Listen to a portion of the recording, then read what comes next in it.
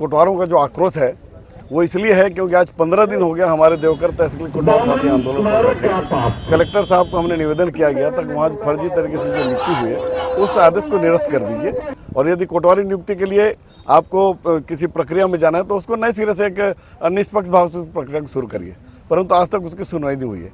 हमको दिक्कत ये है कि हमारा कोटवार साथी अस्थायी कोटवार पद पर नियुक्त रहते हुए भी न तो उसको नोटिस दी गई, न तो उसके ऊपर कार्रवाई की गई, और एकदम से स्थायी कोटवारी नियुक्ति के प्रक्रिया में दूसरे समाज के गैर वंशज के लोग को, एक साहू समाज के बीएससी पास एक व्यक्ति को उन्होंने नियुक्ति दे दी।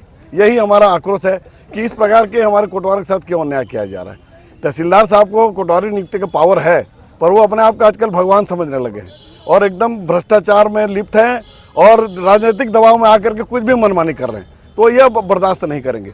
एक या दो बात होती तो बात अलग है, 3-3, 4-4 केस हो गए।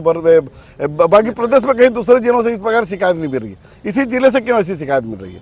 हमारा कलेक्टर साहब से यह निवेदन है कि वो तत्काल उस आदेश को निरस्त करवा दें, इनके अधिकार क्षेत्र में है वो, और उस गांव में, नौकेसा गांव में कोटवारी नियुक्ति के लिए नई प्रक्रिया शुरू करें।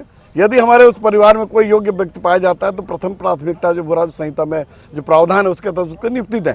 नहीं मिलता है तो किसी को भी नियुक्त रहने हमको आपत्ति नहीं है, पर ये कोटवार को पदस्थ रहते हुए भी यदि किसी को स्थायी कोटवार नियुक्त कर दिया जाता है तो इस पर हमको आपत्ति है।